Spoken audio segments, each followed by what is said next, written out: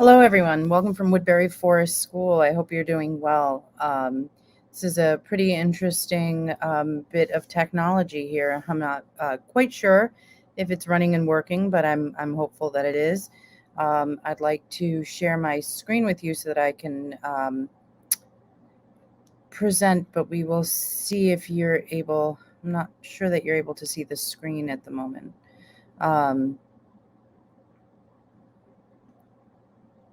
Let's see.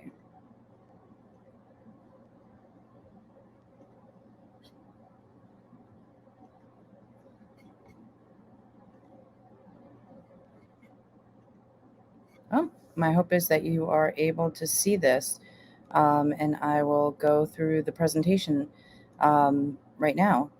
Um, with a little luck, it works.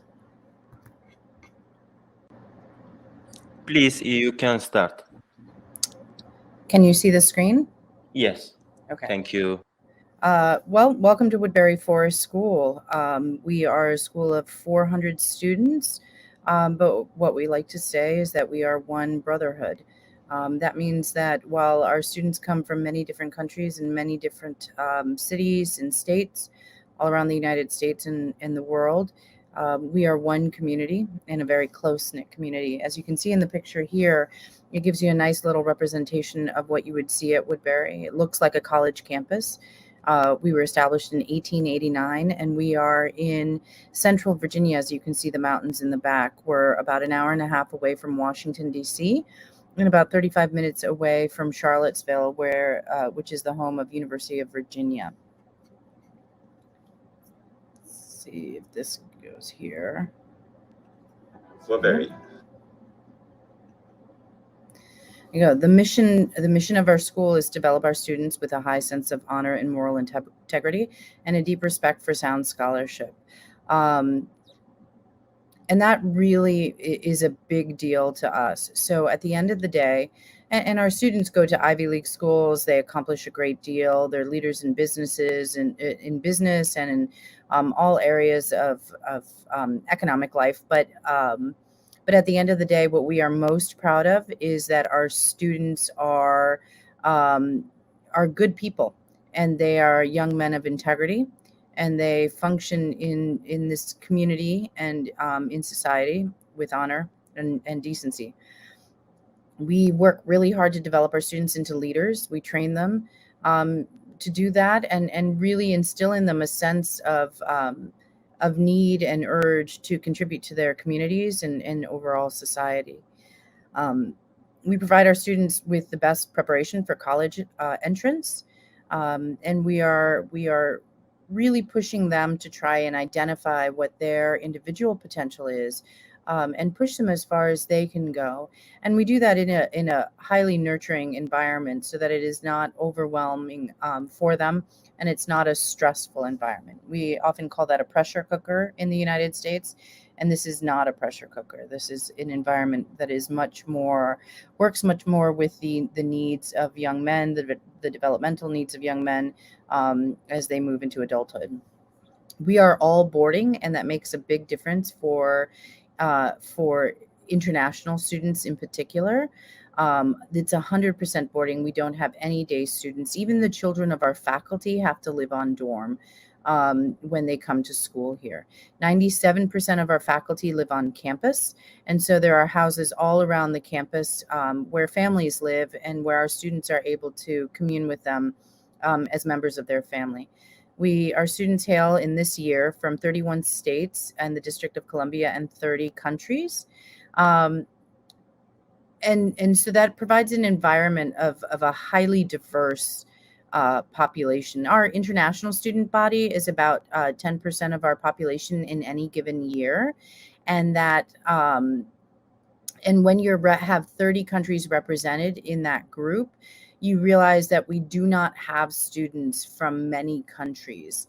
We do not have too many students from any individual country. That can be difficult for kids at the beginning, right, where they don't necessarily have people that they can speak their language with. on campus, but what it does give them is provide them a really pure international experience. It also gets their English up and running much faster, and so they stop doing translation and they become more native speakers more effectively and at a quicker pace. The boys here are educated largely free from distractions. Again, we have 1,200 acres, and we're one of the largest boarding schools in the country. And I don't mean that in terms of student population, but in terms of land. And so our students have a lot of space to explore and to grow. We have 3 miles of Rapidan River. We have 13 miles of mountain biking trails and hiking trails. We have our own golf course, a lake, a pond, and many, many other things that students can partake in. We're all boys, and that's a really important idea here. We are 100% all boys and 100% boarding, and so we offer a 24-hour all-encompassing program for our students. And we are intentionally focused on transforming those students into honorable and respectful young men. One of the things that you will not see on our campus, for example, is boys walking around with their faces in their cell phones. While cell phones are allowed on campus, we have general rules about when and where they can use them. And so when you're walking around campus, boys are looking in your face, they're saying hello, they're greeting you, they're talking to you. And that social part of growing up still exists on this campus. And we work really hard to make sure that boys value human relationships above digital relationships. That picture there is a really important picture. For us all around campus, we have fire pits with chairs around it. And this is what the boys do for fun and in the evenings, and they have a really good time. They'll make a fire, they'll grill things, they sit around and talk to each other. And they're learning to relate to each other as human beings. We structure our environment to nurture each student's development, emphasizing in particular confidence, resiliency, and independence. Modern research shows at the collegiate level, which is where most of the research exists, that students, this idea that we used to have of grit, right? If students were just gritty, they would be stronger in environments. And that's not necessarily true. What is true about students is that the more they find connections, the more deeply they feel connected to their environment, to the adults, to the other students around them, the higher the likelihood that they will be successful in that particular environment. And that's what we focus upon. And again, that's research that's borne out at the collegiate level.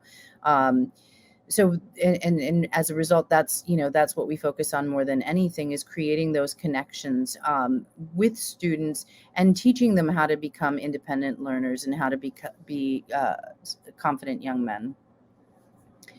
There are a couple of statistics that most schools will share with you, and it's important to dig deeper into those statistics to ask how does that really manifest for the student, right? So one statistic that you'll often hear is the student to faculty ratio, and ours is a very low ratio, 6-1. But the reality is that a lot of schools can have very low student to faculty ratios, but the class experience is one of large classes with very little individualized learning and very little attention to the individual student.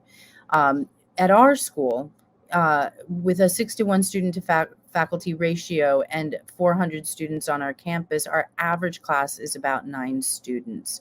That means that, and that's particularly in the lower years, the classes are a little bit bigger than they are in the upper years. So the deeper they get into topics, the smaller their classes become. But the average class size is about 9, with the exception of a few types of classes that need a few more students. So theater classes, for example, some of the arts classes, some of the science classes that require partners will often require a few more students in the sections to be able to make it work. But what you get at Woodbery is a very sort of individualized approach to a student's learning.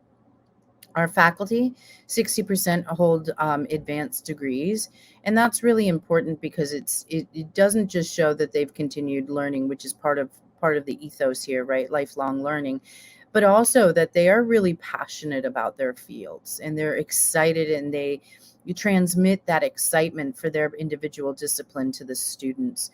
I have an advisee, for example, who came here as a freshman last year, just a smart, bright boy swimmer. He took a class with a teacher, and they talked a lot about, he took a history class, but they talked a lot about local politics and what local politics look like in the United States. And as you can imagine, the last couple of years have been pretty contentious here. But they talked specifically about the dynamics of local politics. And what they did over the summer was they corresponded with this teacher, 4 or 5 boys, and they decided to do an independent study as 10th graders with this teacher, because they were so passionate about what he was teaching them.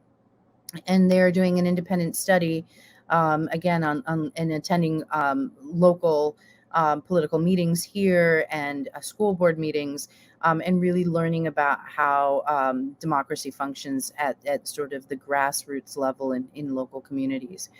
It's a pretty exciting class for them, and that's an opportunity that exists in schools with that level of individualized attention.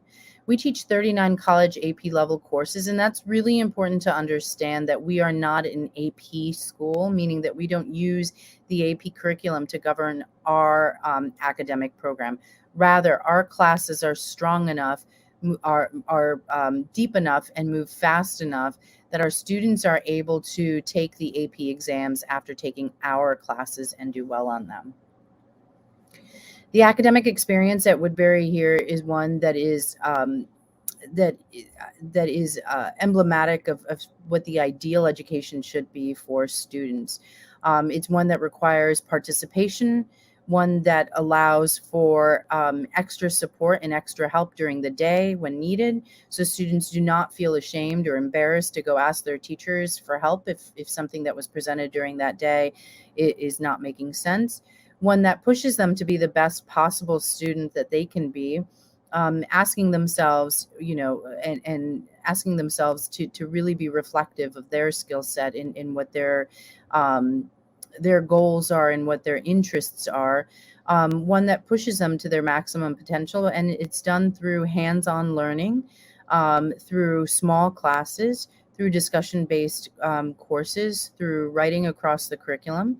Our students, no matter what they do at Woodbery, are really strong academic students. In addition, we are one of the few schools that remain in the country that are liberal arts institutions. Now, in this period of time where students are pushed to become specialized very early on, they're pigeonholed really early in life, and oftentimes are required to make decisions about what their interest areas are before they're really able to articulate what their interests are. In addition, kids grow, right? They grow and they learn, and they change their ideas about what their interests are, and the only way for a student to be able at the collegiate level to move from a political science discipline to a science discipline, or a science discipline to a political science discipline, from the humanities to the hard sciences, is really to have a strong basis in both areas. And so we require students to do well both math and English and history, and the sciences, along with the language and arts. We believe in the Renaissance man. At the lower level, our 9th and 10th grade curriculum is adapted for what boys need at that particular age. So they have shorter classes and they see their teachers more often. At the junior and senior level, students need to have more time with their teachers because they're getting deeper into topics and deeper into curricula. And they have 90-minute blocks and see their teachers less often.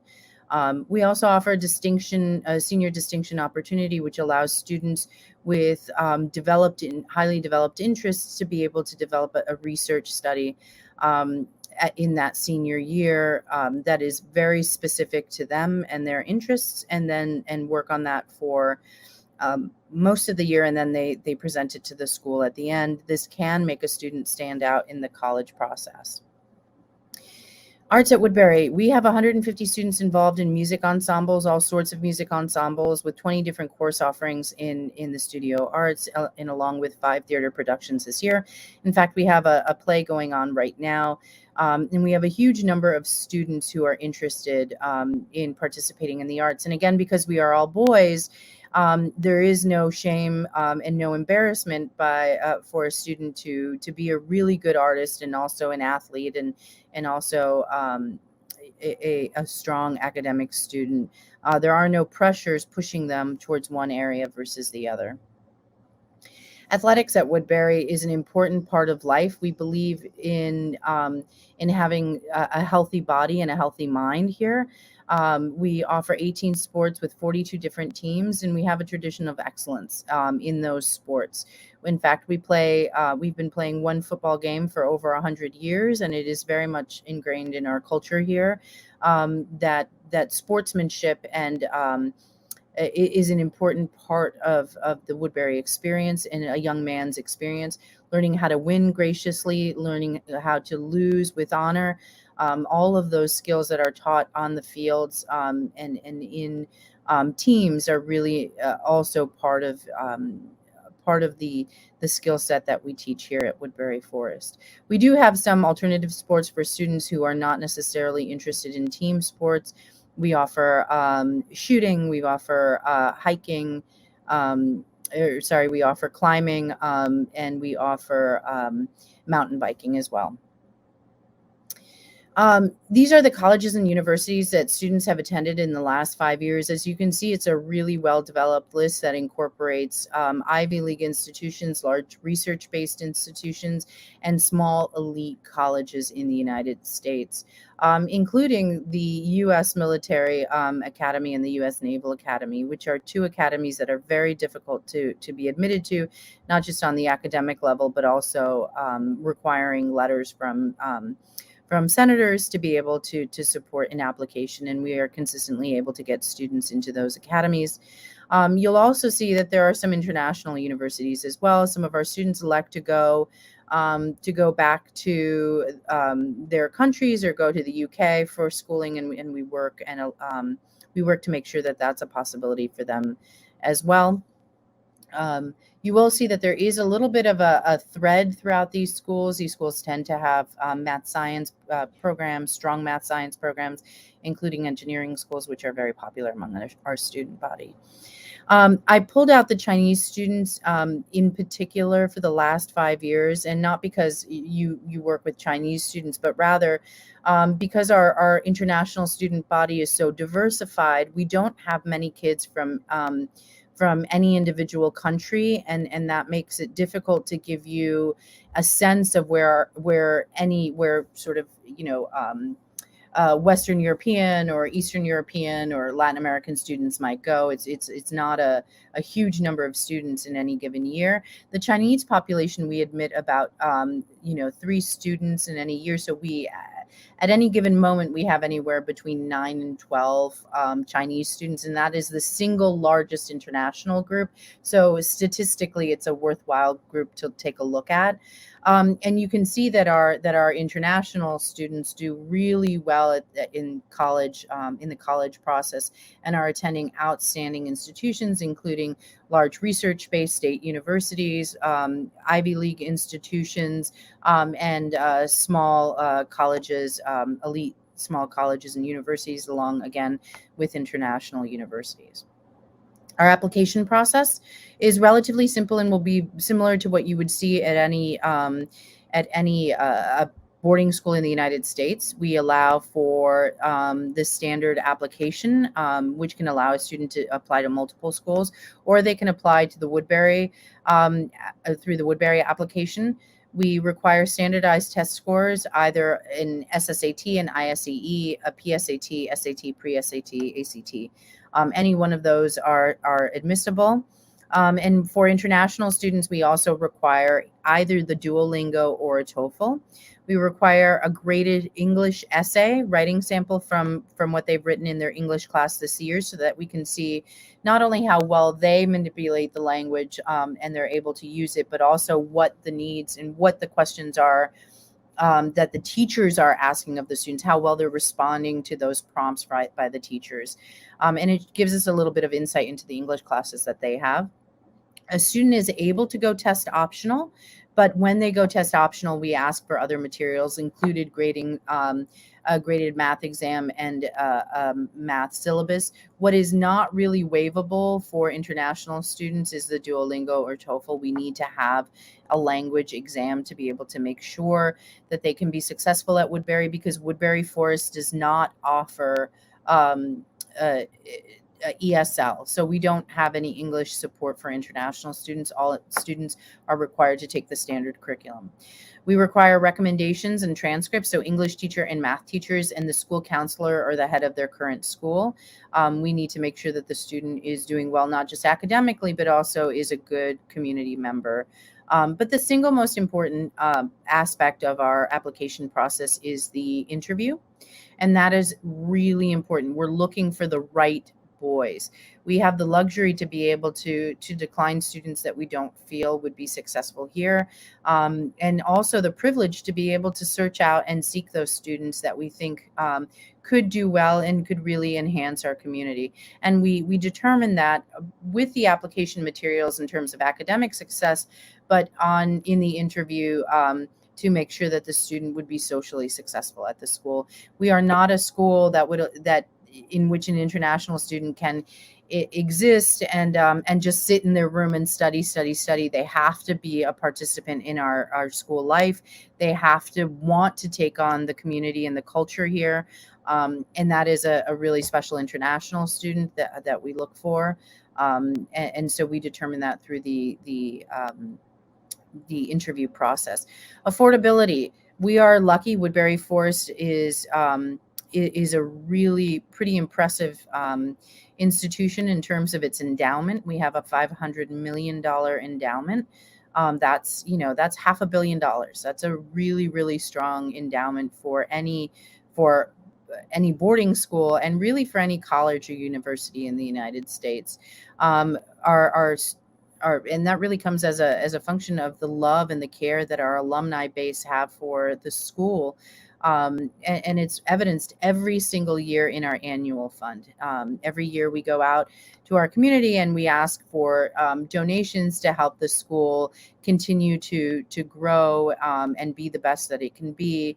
And we have 69% of our community participating in that annual fund. That is higher than any institution, either collegiate or secondary, in the United States.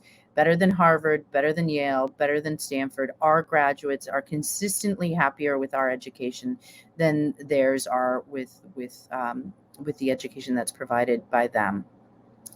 As a result, we are able to offer about $7.3 million in tuition assistance each year, which gives aid to about 46% of our population. And our aid range from about $2,200 to about $62,200. $62,200 is full tuition. When we offer $62,200 to students, we are also offering oftentimes health insurance, travel assistance, books, clothing, and a whole series of supports for them, including computers. Our philosophy is need-based, so we are looking to identify what the actual financial strength is for a particular family, and we do that through tax returns and through financial statements. For international students, it's really dependent on what country they're from and what the tax documentation is for that particular country. Our standard timeline I'll start with the standard timeline. The standard timeline is an application that is submitted by January 15th with all of the documents in and submitted at that time, including the interview, and we take that in, and that's the first round, and we admit students. We release our decisions on March 10th, and then families have to make a decision and decide to enroll or decide to decline by April 10th. But for students who need to know earlier for a variety of different reasons, we offer an early decision timeline, which requires all documentation to be submitted by November 15th. Then we let families know December 15th, and they have to make a decision by January 15th. So that is Woodbery Forest. My name is Carla Vargas Kennedy, and I'm the Assistant Headmaster for Enrollment Management. And I'm happy to answer questions about the school and about the program. And I hope that you take some time to check us out on YouTube, because we have a really, really wonderful YouTube channel in which our videos are really exemplative of the program here. A lot of them are made. There's actually one which is a day in the life of, so you can see what it looks like on an average day for students, and it's a really great program for kids to check out. It makes them, feel more connected to the student body. So if you have students who are interested, I would encourage them to check out YouTube, and also to reach out to us. If you want to connect with a current international student, I'd be happy to have you do that as well.